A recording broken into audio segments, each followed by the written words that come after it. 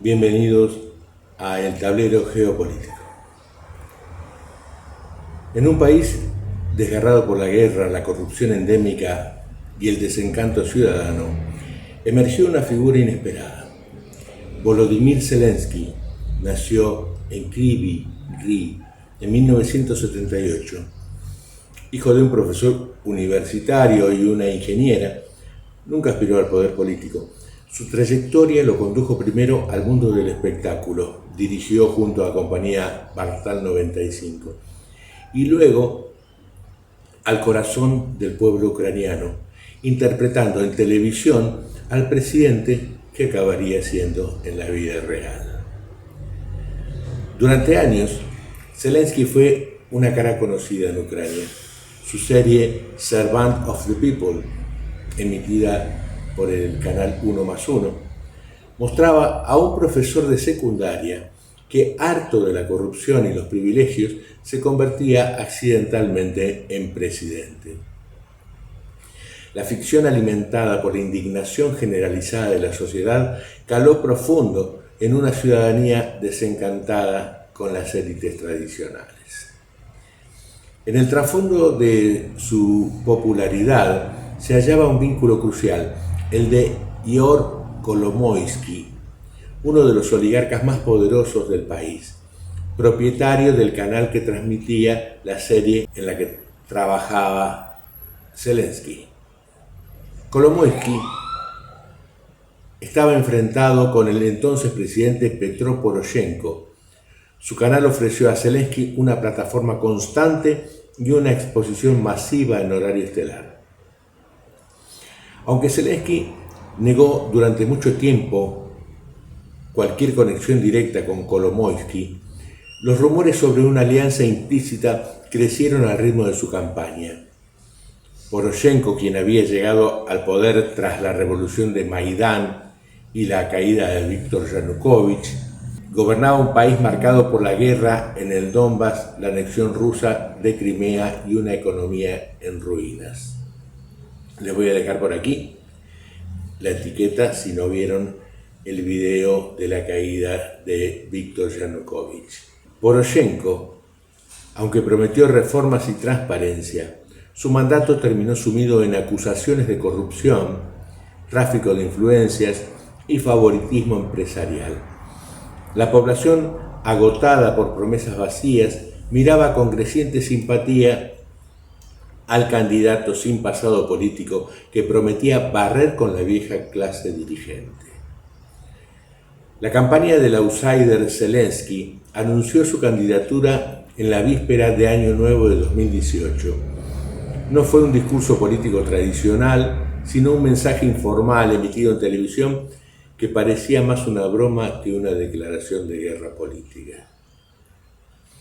No tenía programa definido, ni equipo visible, ni experiencia en el aparato del Estado, pero tenía algo más poderoso, el reconocimiento de su rostro, la confianza de millones que lo habían visto durante años como el presidente ideal de la ficción. La campaña fue atípica. Se construyó en redes sociales con videos breves y provocativos, lejos de los actos políticos tradicionales. Los debates fueron esquivados hasta el final, y los lemas apelaban directamente al hartazgo popular. Un presidente como vos, sin promesas vacías, el poder pertenece al pueblo. En su entorno aparecieron figuras del mundo empresarial, financiero y mediático. Aunque el financiamiento oficial fue escasamente transparente, muchos señalaron al entorno de Kolomoisky como el músculo económico detrás del fenómeno. En la primera vuelta electoral de abril de 2019, Zelensky obtuvo más del 30% de los votos, muy por encima de Poroshenko. En la segunda vuelta arrasó con un 73% de los votos, una victoria aplastante que demostró la magnitud del rechazo a la política tradicional. En la celebración no hubo discursos grandilocuentes ni gestos de poder, solo una promesa: servir al pueblo y no traicionar su confianza. La ceremonia de Asunción, el 20 de mayo de 2019, fue breve, sencilla y cargada de simbolismo. Zelensky caminó entre la multitud sin corbata, sonriendo con esa mezcla de timidez y astucia que lo había hecho famoso. Tomó posesión del cargo con una frase inesperada: no soy su enemigo, soy el resultado de sus errores. Ese día, Ucrania no solo estrenó un nuevo presidente, sino un nuevo lenguaje político. El guión que durante años había sido ficción comenzaba a escribirse con tinta real. El pueblo ucraniano, desencantado y dividido, decidió apostar por el rostro familiar que durante tanto tiempo había encarnado en la pantalla su deseo más profundo: cambiarlo todo. Tras su sorpresiva llegada al poder, Zelensky heredó un país fracturado, económicamente dependiente del exterior y atrapado en una guerra de múltiples frentes. En ese contexto, su figura rápidamente pasó de actor novato a ficha clave en el tablero geopolítico euroasiático. Para muchos observadores, la velocidad con la que se alineó con ciertos intereses occidentales no fue casual, sino resultado de pactos, presiones y acuerdos sellados mucho antes de su juramento presidencial.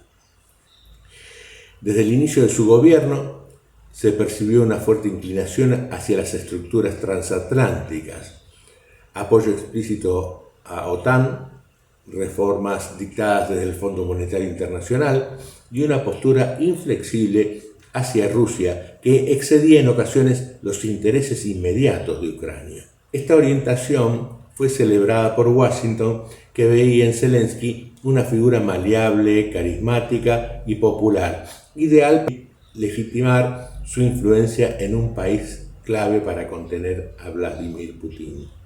En múltiples momentos clave, la administración de Zelensky actuó más como ejecutora de mandatos externos que como representante autónomo del pueblo ucraniano.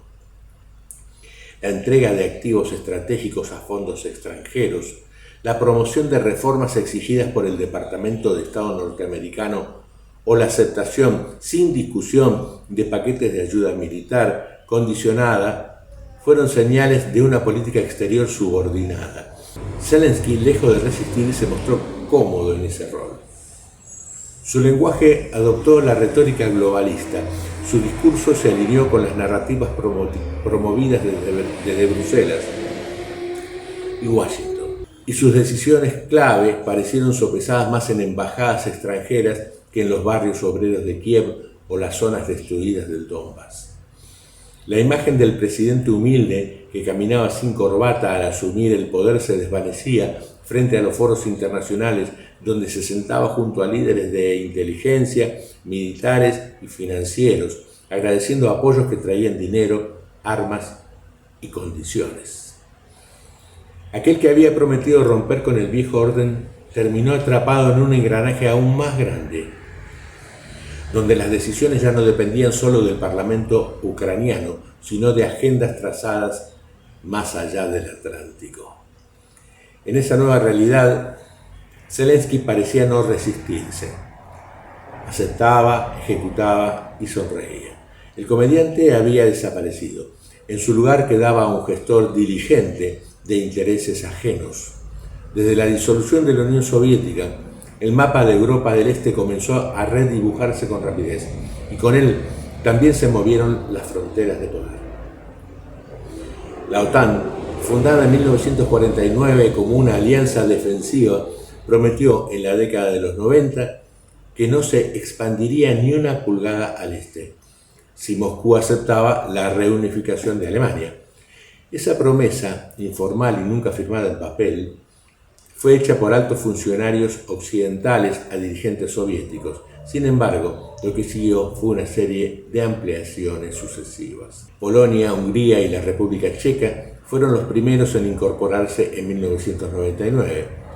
Luego vinieron los países bálticos: Bulgaria, Rumania, Eslovaquia, Eslovenia, Croacia, Albania, Montenegro, Macedonia del Norte, hasta llegar finalmente a la puerta de Rusia.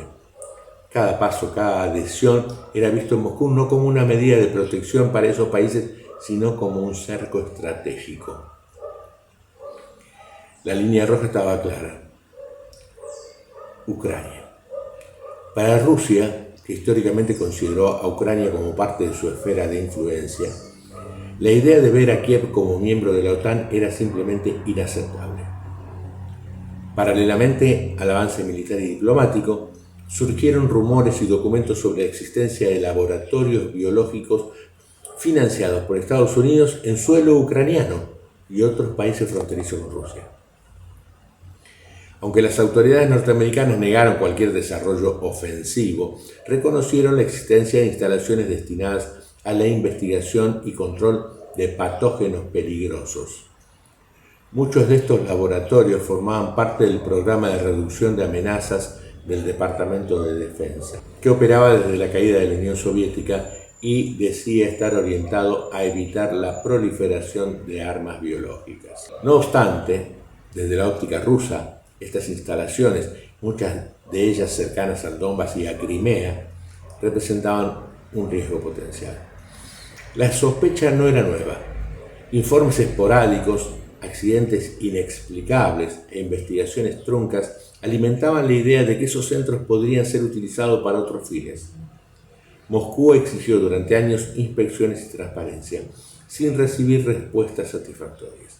Mientras tanto, los acuerdos firmados entre Rusia y Occidente comenzaban a perder vigencia real. El memorando de Budapest de 1994, que garantizaba la integridad territorial de Ucrania a cambio de su renuncia al arsenal nuclear soviético, se convirtió en papel mojado tras el conflicto de 2014.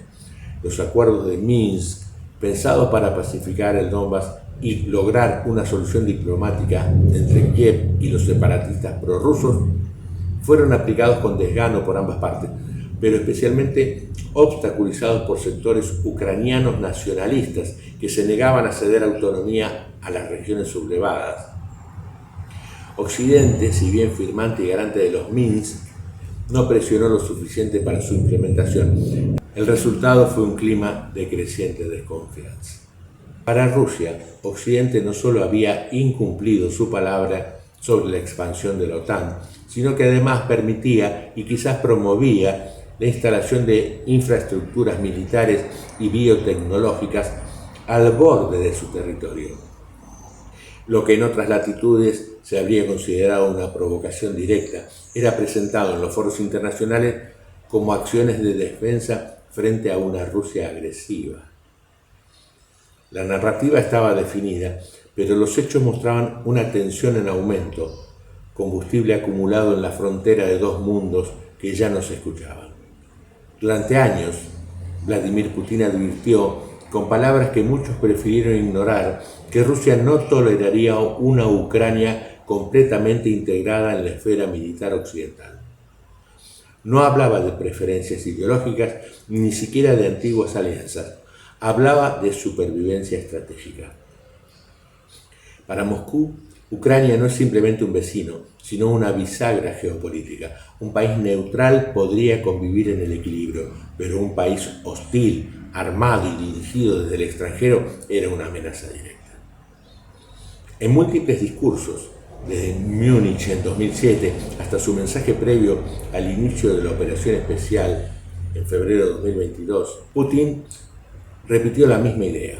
La expansión de la OTAN es una provocación.